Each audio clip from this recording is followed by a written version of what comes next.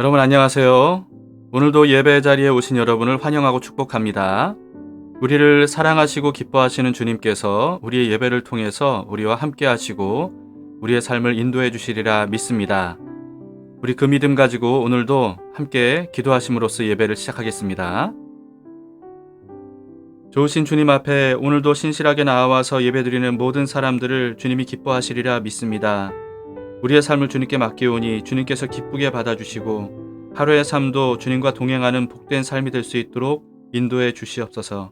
예수님 이름으로 기도합니다. 아멘. 함께 찬양하시겠습니다. 나는 믿네. 우리의 믿음을 주님께 고백하면서 찬양하시겠습니다.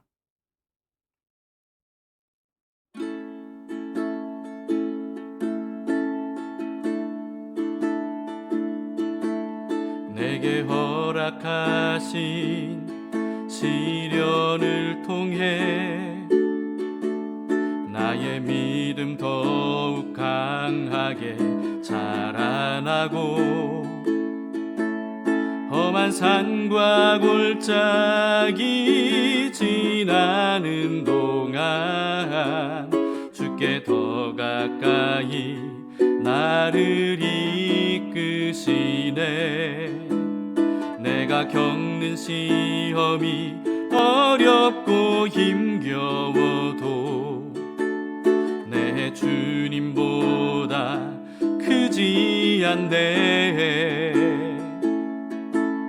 내 앞에 바다가 갈라지지 않으면 주가 나로 바다 위 걷게 하리. 나는 믿네. 주의 능력으로 내 삶 새롭게 되리. 나는 믿네. 주의 능력으로 담대히 나가리라. 주와 함께 싸워 승리하리라. 날마다 믿음으로 나 살아가리.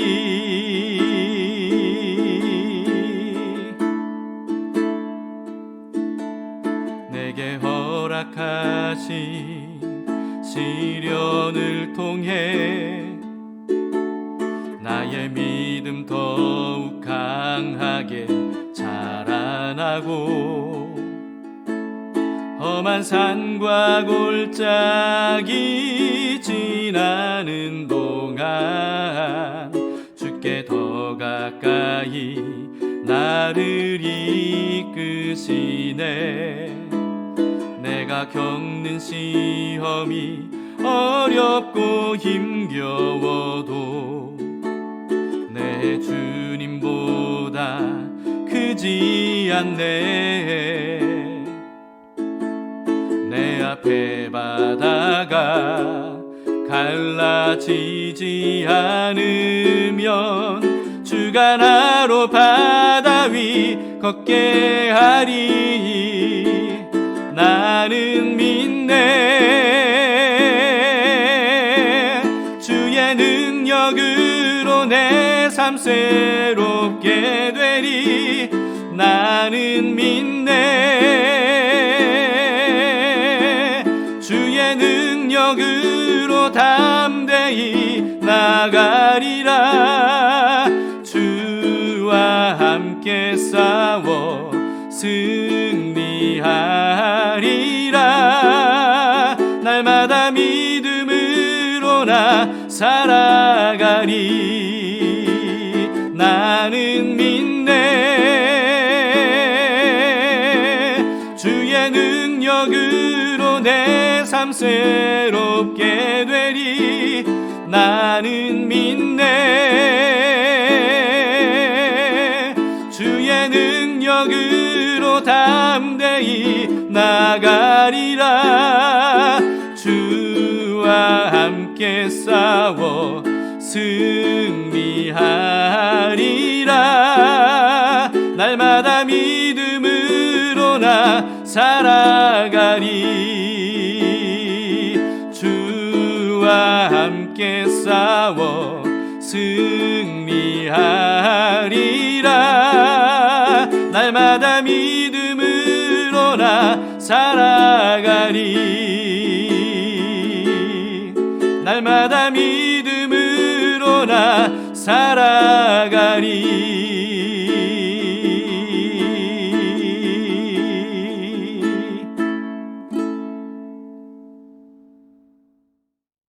오늘의 말씀을 함께 보시겠습니다. 요한복음 11장 1절에서 16절 말씀입니다. 예수님께서 죽은 나사로에게 가시기 전까지의 상황을 기록한 내용입니다. 제11장. 어떤 병자가 있으니 이는 마리아와 그 자매 마르다의 마을 베다니에 사는 나사로라. 이 마리아는 향유를 죽게 붓고 머리털로 주의 발을 닦던 자요, 병든 나사로는 그의 오라버니더라. 이에 그 노이들이 예수께 사람을 보내어 이르되, 주여, 보시옵소서. 사랑하시는 자가 병들었나이다. 예수께서 들으시고 이르시되, 이 병은 죽을 병이 아니라 하나님의 영광을 위함이요 하나님의 아들이 이로 말미암아 영광을 받게 하려 함이라. 예수께서 본래 마르다와 그 동생과 나사로를 사랑하시더니 나사로가 병들었다 함을 들으시고 그 계시던 곳에 이틀을 더 유하시고 그 후에 제자들에게 이르시되, 유대로 다시 가자. 라삐여, 방금도 유대인들이 돌로 치려 하였는데 또 그리로 가시려 하나이까? 낮이 12시간이 아니냐. 사람이 낮에 다니면 이 세상의 빛을 보므로 실족하지 아니하고 밤에 다니면 빛이 그 사람 안에 없는 거로 실족하느니라. 우리 친구 나사로가 잠들었도다. 그러나 내가 깨우러 가노라. 주여, 잠들었으면 낫겠나이다. 예수는 그의 죽음을 가리켜 말씀하신 것이나 그들은 잠들어 쉬는 것을 가리켜 말씀하심인 줄 생각하는지라. 이에 예수께서 밝히 이르시되, 나사로가 죽었느니라. 내가 거기 있지 아니한 것을 너희를 위하여 기뻐하노니 이는 너희로 믿게 하려 함이라.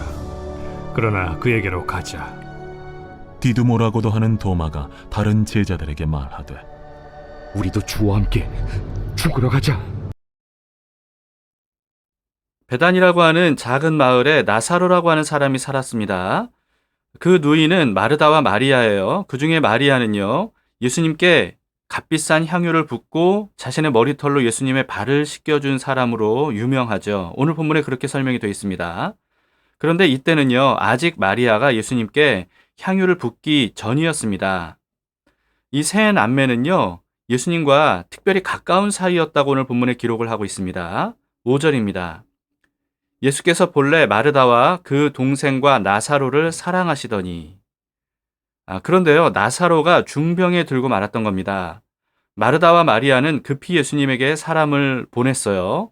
3절을 보시겠습니다. 이에 그 누이들이 예수께 사람을 보내어 이르되, 주여 보시옵소서, 사랑하시는 자가 병들었나이다. 나사로를 예수님께서 사랑하시는 자라고 마리아와 마르다가 말을 했죠. 마르다와 마리아는요, 그동안에 예수님께서 수많은 사람들의 질병을 고쳐주셨고 또 심지어는 죽은 사람도 살려주셨다는 사실을 잘 알고 있었지 않겠습니까? 그래서 예수님이 오시기만 하면 나사로의 병을 반드시 고쳐주실 것이라고 확실히 믿었을 겁니다. 특히나 마르다와 마리아가 말한 대로 평소에도 예수님께서 나사로를 사랑하셨기 때문에 이 소식을 예수님이 듣자마자 곧바로 와서 나사로를 낫게 해주실 것이라고 기대를 했을 겁니다. 소식을 들으신 예수님께서 이렇게 말씀하셨어요. 4절입니다. 예수께서 들으시고 이르시되, 이 병은 죽을 병이 아니라 하나님의 영광을 위함이요 하나님의 아들이 이로 말미암아 영광을 받게 하려 함이라. 분명히 죽을 병이 아니라고 하셨습니다. 예수님과 함께 있었던 제자들에게 하신 말씀일 거예요. 제자들은요, 예수님의 이 말씀을 듣고 안심하고 있었을 겁니다. 그래서 예수님께서 이틀 동안 나사로에게 가려고 하지 않으시고 그냥 계속 머물러 계시는 것에 대해서 제자들은 별로 그렇게 이상하게 여기지 않았던 게 분명합니다. 그런데 그러는 동안에 나사로가 죽고 말았어요. 분명히 예수님께서 죽을 병이 아니라고 말씀하셨는데도 불구하고 죽었던 겁니다. 근데 예수님의 제자들은요, 나사로가 죽었다는 사실을 알지 못하고 있었어요. 예수님께서 하신 말씀을 듣고서야 제자들은 알게 됐죠. 예수님께서 이틀이 지난 이후에 제자들에게 유대로 가자 이렇게 말씀하십니다. 제자들은 나사로에게 가자는 말씀이라고 생각하지 못했던 것 같습니다. 그래서 이렇게 여쭈었어요. 8절입니다. 제자들이 말하되 랍비여 방금도 유대인들이 돌로 치려 하였는데 또 그리로 가시려 하나이까. 어제 본문에서 우리는요, 수전절에 예수님께서 성전에 계셨을 때 유대인들이 예수님에게 신성 모독을 한다면서 돌로 쳐 죽이려고 했다는 것을 봤었습니다. 그래서 예수님과 제자들이 서둘러서 성전과 예루살렘을 빠져나와서 떠나셨던 거예요. 그런데 예수님께서 다시 유대 지역으로 가자고 하시니까 제자들은 이해할 수 없었던 겁니다. 다시 가면 이들이 또다시 돌로 치려고 할 텐데 너무 위험하지 않냐라고 하는 거죠. 여기에 대해서 예수님은요, 밝은 빛이 있는 낮에는 사람이 실족하지 않는다 라고 하는 비유적인 말씀을 하신 후에 이어서 이렇게 말씀하셨습니다. 11절입니다. 이 말씀을 하신 후에 또 이르시되 우리 친구 나사로가 잠들었도다. 그러나 내가 깨우러 가노라. 예수님은 나사로가 죽었기 때문에 되살리러 가야 된다라고 하는 의미로 말씀하셨는데, 그러나 나사로가 죽을 병에 걸린 것이 아니라고 말씀하셨기 때문에 제자들은 나사로가 죽었을 것이라고는 전혀 생각하지 못하고 있었습니다. 그래서 나사로가 잠들었으면 나을 것이라고 예수님께 말씀을 드리죠. 유대로 가는 건 여전히 위험한 일이니까 웬만하면 가지 말자라고 하는 그런 의미로 예수님께 말씀드렸던 겁니다. 그랬더니 그제서야 예수님은 제자들에게 나사로가 죽었다는 사실을 알려주십니다. 14절입니다. 이에 예수께서 밝히 이르시되 나사로가 죽었느니라. 예수님의 이 말씀에 제자들은 혼란스러웠을 거예요. 분명히 예수님께서 나사로는 죽을 병에 걸린 게 아니라고 말씀하지 않으셨습니까? 그런데 예수님께서 잘못 알고 계셨던 건가? 또는 나사로가 죽지 않도록 막을 수 없으셨던 건가? 실수하신 건가? 그게 아니라면 왜 나사로가 죽기 전에 예수님이 출발하지 않으신 건가? 뭐 이런 등등의 여러 가지 생각들로 인해서 제자들은 이 상황을 어떻게 이해해야 될지를 몰랐을 겁니다. 그런데 11장에 기록된 시간대를 좀 이렇게 계산해 보면요, 몇 가지 사실들을 우리가 좀 유추해 볼 수 있습니다. 예수님은 나사로가 병들었다는 소식을 들은 이후 이틀이 지나서야 출발하셨죠. 아마도 그날 나사로가 죽었기 때문이 아닐까 싶습니다. 그런데 예수님께서 나사로의 집에 도착하셨을 때는요, 이미 나사로가 죽은 지 4일째 되는 날이었다고 17절에 기록이 돼 있어요. 그렇다면 예수님께서 소식을 듣자마자 출발하셨어도 예수님께서 나사로의 집에 도착하셨을 때는 이미 나사로가 죽은 이후였을 겁니다. 그건 어쩔 수 없는 일이었어요. 거리상 그러니까요. 마르다와 마리아도 사람을 예수님께 보낸 지 얼마 안 돼서 생각보다 나사로가 빨리 죽었기 때문에 예수님께서 그 전에 도착하실 수 없었다는 사실을 알았을 겁니다. 그러므로 예수님께서 이틀이 지난 이후에 출발하신 것은요, 나사로가 죽을 때까지 기다리셨던 것은 아니었다는 사실을 우리는 생각해 볼 수 있습니다. 여러분, 회당장 야이로의 딸은 죽은 당일에 살려주셨죠. 그리고 또 나인성 과부의 독자인 청년도요, 죽은 당일에 살려주셨습니다. 그런데도 예수님께서 생명을 주관하시는 분이라는 사실을 사람들은 믿지 않았던 거예요. 어쩌면 이들은요, 야이로의 딸과 나인성 과부의 아들을 살려주신 일은 그냥 우연이었거나 또는 사실은 이들이 죽지 않았던 것이었다고 여겼을지도 모르겠습니다. 그렇기 때문에 이번에는 나사로가 죽은 지 4일이 지나서 부패하는 냄새가 날 지경이 되어서야 예수님께서 가서 되살려 주심으로써 예수님이 어떤 분인지를 더욱 확실하게 보여주시려고 이틀 이후에 출발하신 것으로 보입니다. 다시 말해서 예수님께서 이틀간 기다리셨던 것은 그 이틀 사이에 나사로가 죽을 때까지 기다리셨던 게 아니고요. 이제 예수님께서 나사로의 집에 도착하셨을 때는 이미 나사로가 죽은 지 나흘이 지나서 부패할 정도가 되었을 때까지 기다린 것이다. 이렇게 볼 수가 있는 겁니다. 그러나 한편으로는요, 예수님께서 나사로가 죽었다는 소식을 듣기 전에 이미 아셨던 것처럼 나사로가 병들었다는 사실도 소식을 듣기 전에 이미 아셨을 거 아니겠습니까? 그렇다면 소식이 전해지기 전에 미리 가서 나사로가 죽기 전에 낫게 하실 수도 있었고요. 그리고 또는 말씀만으로도 충분히 병든 사람도 낫게 하셨기 때문에 나사로도 그냥 낫게 하실 수 있었을 겁니다. 그런데도 불구하고 예수님께서 그렇게 하지 않으셨던 것을 보면 사실 뭐 나사로가 죽을 때까지 기다리셨다라고 해도 틀린 말은 아닐 겁니다. 여러분, 그렇다면 예수님이 너무 잔인한 분이라고 여겨지지 않습니까? 평소에도 나사로 남매와 특별한 관계를 맺고 있었던 예수님이신데, 그런데 나사로가 병들어서 죽을 때까지 얼마나 이들이 아프고 힘들고 슬펐겠습니까? 그런데도 예수님은 나사로가 시름시름 앓다가 죽도록 그냥 내버려 두셨던 겁니다. 여러분, 그런 일을 당할 때 일반적으로 사람들은요, 예수님을 원망하겠죠. 사랑한다고 하면서 왜 그런 고통을 당하다가 죽도록 내버려 두셨느냐 라고 하면서 예수님의 사랑을 의심할 겁니다.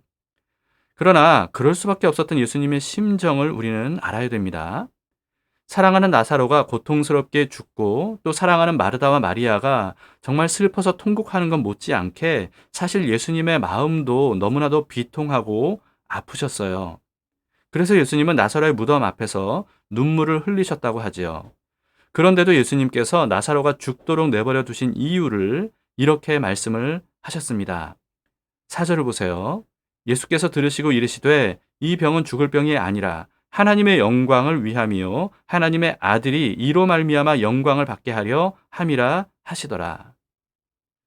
나중에 예수님께서 나사로를 다시 되살려 주실 것이기 때문에 죽을 병이 아니라고 말씀하셨지만 나사로는 죽을 것을 예수님이 아셨죠. 그런데 나사로가 죽는 것, 이것은 하나님의 영광을 위함이고, 그리고 하나님의 아들이신 예수님 본인이 이로 말미암아 영광을 받게 될 것이라고 그렇게 말씀하셨습니다. 즉 나사로가 죽는 것, 이것은 예수님이 어떤 분인지를 사람들에게 알게 함으로써 예수님이 영광을 받게 하기 위함이라는 거예요. 또 15절을 보세요.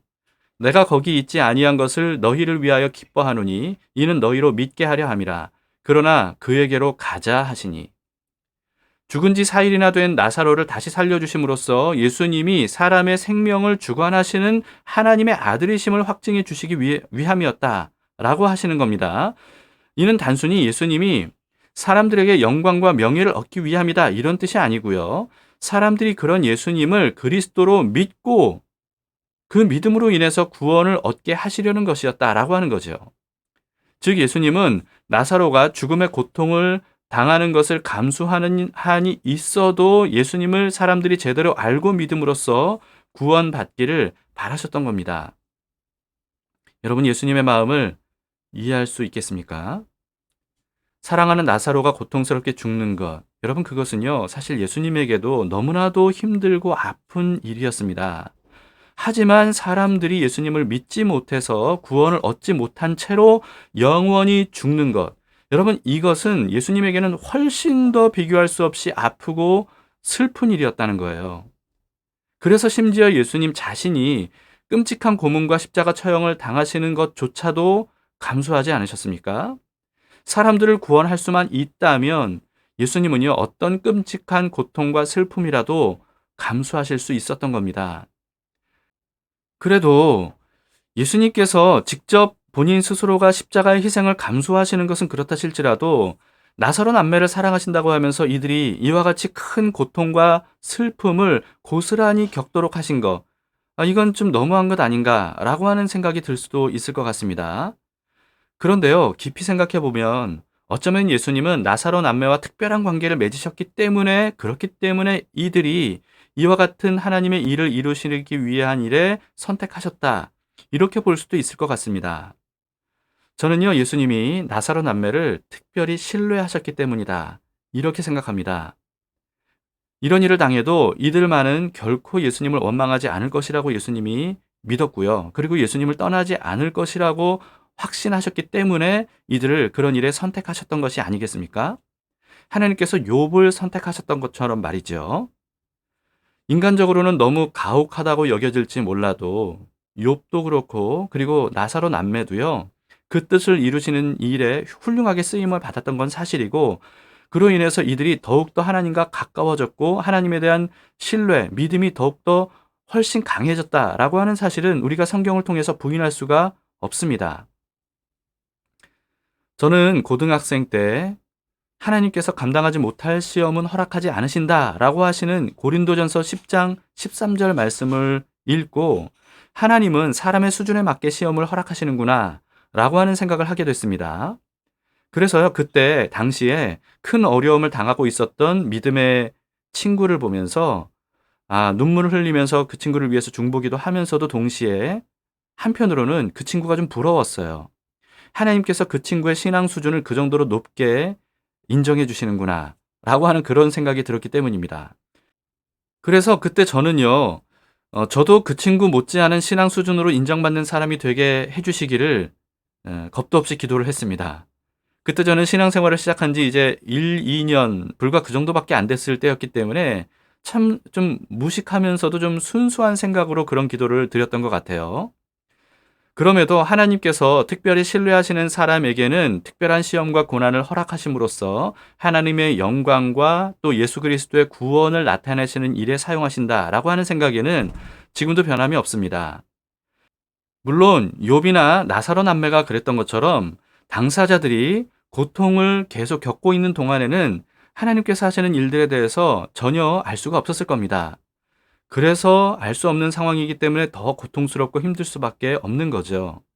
그러나 결국 하나님께서 모든 뜻을 다 이루셨을 때에는요, 확실히 깨닫고 알 수가 있었고요.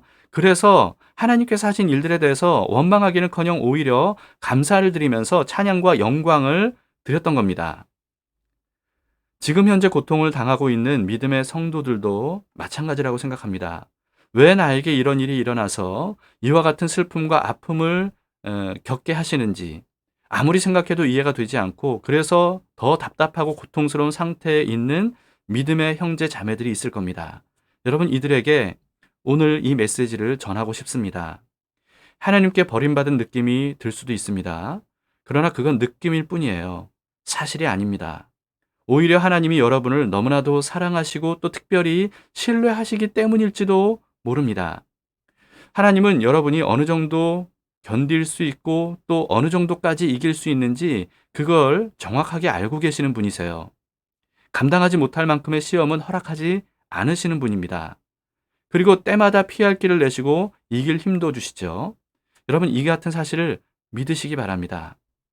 하나님께서 허락하신 시험은 우리를 망하게 하려고 또 죽게 하려고 하시는 게 아니고요. 오히려 하나님을 더 깊이 만나게 하심으로써 우리를 영원히 살리고 또 영원히 흥하게 하시기 위함입니다.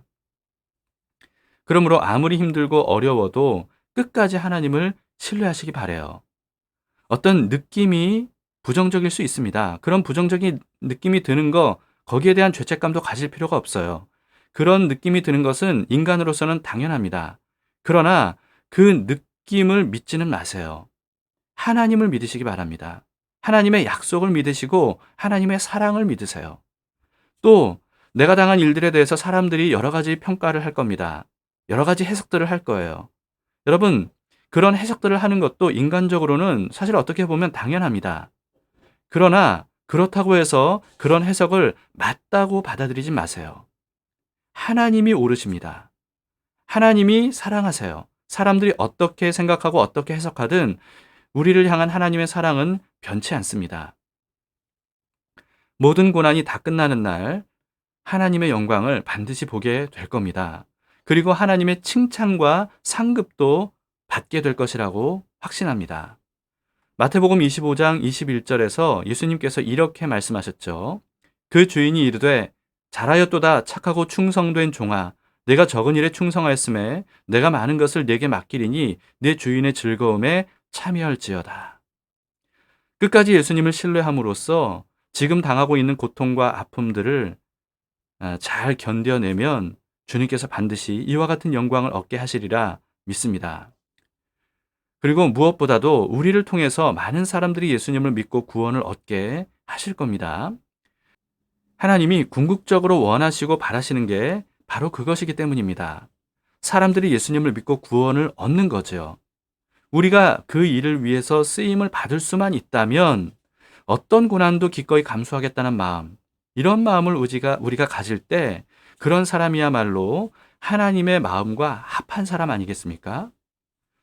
그러므로 오늘 본문의 나사로 남매와 같은 상황에 처한다 할지라도 주님이 하실 일을 끝까지 믿고 신뢰하는 마음으로 이겨내시기를 바랍니다. 하나님께서 반드시 하나님의 선하시고 온전하신 뜻을 이루시리라 믿습니다. 함께 기도하시겠습니다.